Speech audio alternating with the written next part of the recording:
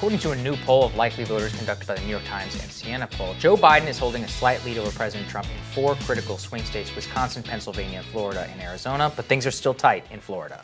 Our friend Democratic strategist Colin Rogero joins us now to talk about the Sunshine State. Great to see you, Colin. Great to see you. Thanks for having me. Yeah, absolutely. All right. So you're sort of a Florida expert. What should we be looking at, and what are you seeing in the early vote numbers? It depends on the part of the state we're talking about. Early vote is up for Democrats in the I-4 corridor, which is a great sign. With your most consistent Democrats, it's actually a little lag in Dade County and Broward County. We'll see if we make that up on Election Day. Right now, it's pretty even. I mean, Democrats hold a slight lead in most areas in Dade County, but it's a slight lead, and that makes me really nervous going into Election Day, knowing that Republicans have the largest turnout on Election Day across the state. And so, Colin, talk to us about, I think Florida is so tight, and there seems to be so many shifting dynamics within the race. Why is it that Trump seems basically stronger there than he does anywhere else? In many cases, it seems like he could turn things out. And you were telling us before the segment about Miami-Dade County. Lay those dynamics out for us here.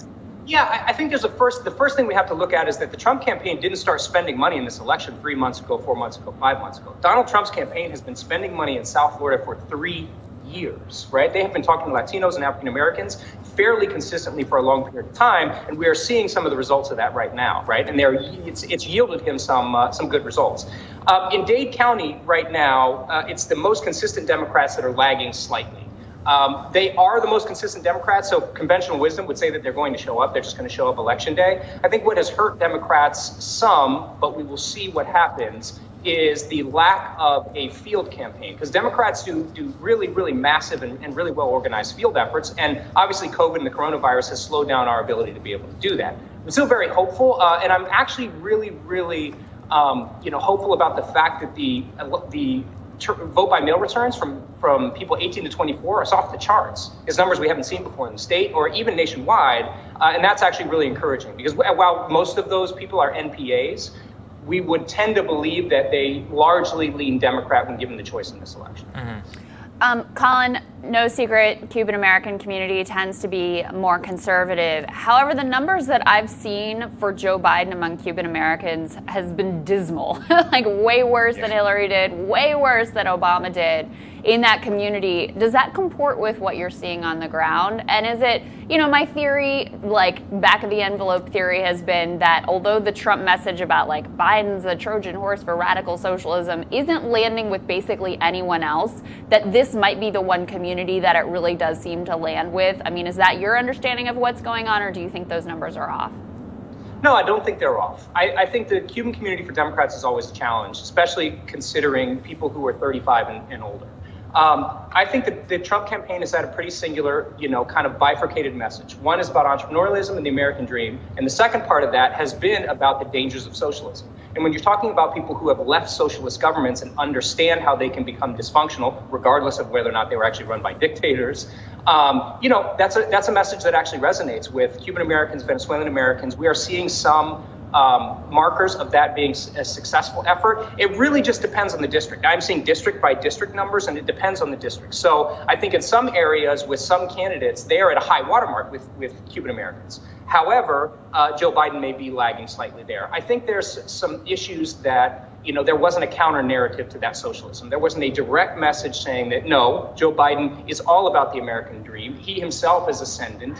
And you have to understand that ability to ascend in your own life is going to be protected and not dampened with the Joe Biden administration. That's the message that we had to have, right? Yeah. And I think that was properly communicated. Interesting. And that's just a broader critique. I was wondering, I mean, the only group there Trump seems to have been doing not significantly better with is the Hispanic community. I mean, he could even win 50% of Hispanic males in the state of Florida. What happened? Why did the Biden campaign drop the ball across the country? Yeah, I mean, I think there's a pretty simple answer to that, right? And none of this is all that complicated. If you talk to people and you explain to them what your vision is, they might continue, they might actually consider voting for you. And there are some certain people that respond to that machismo message and bully tough guy thing that Donald Trump has and does really, really well, although it's actually an act. However, I would say that, when you just really communicate with people and let them know that you have a plan and importance for them, they will respond to that. All the studies we have seen have never been rocket science. There's no key message. It's not immigration. It's not this thing. It's not that thing. It's a broad narrative actually having a chain of communication with the Latino community at large and individually as well. Yeah. On the other hand, if Joe Biden does pull off the win in Florida, it's likely to be because of strong turnout and strong numbers with seniors. That seems to be the group where, he's really turned things around. So if you had combined that senior turnaround with the historic numbers from previous elections with Democrats among Latinos, Biden would be in a very commanding position. What have they done right in terms of seniors? Or is it more a question of, what seems to be the case, what Donald Trump has done wrong in terms of not only his messaging, but also his governance?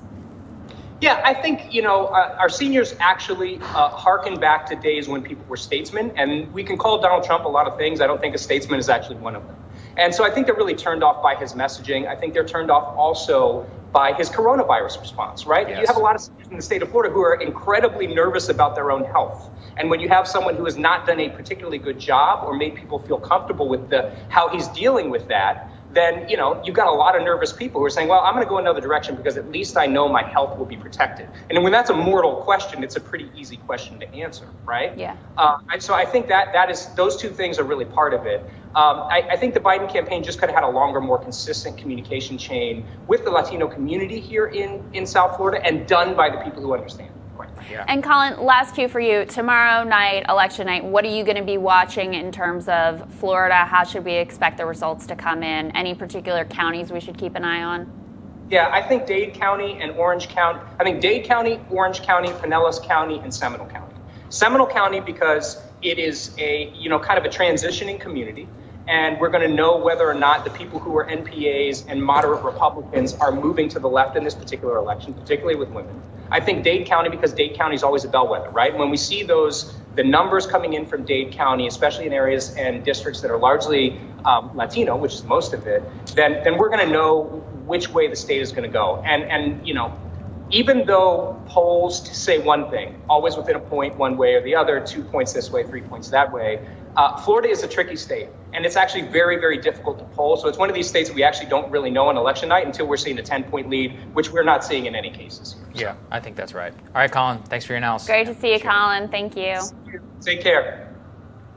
Next on Rising, I'm going to speak to Senator Josh Hawley about what's at stake in this election cycle. That's when Rising returns.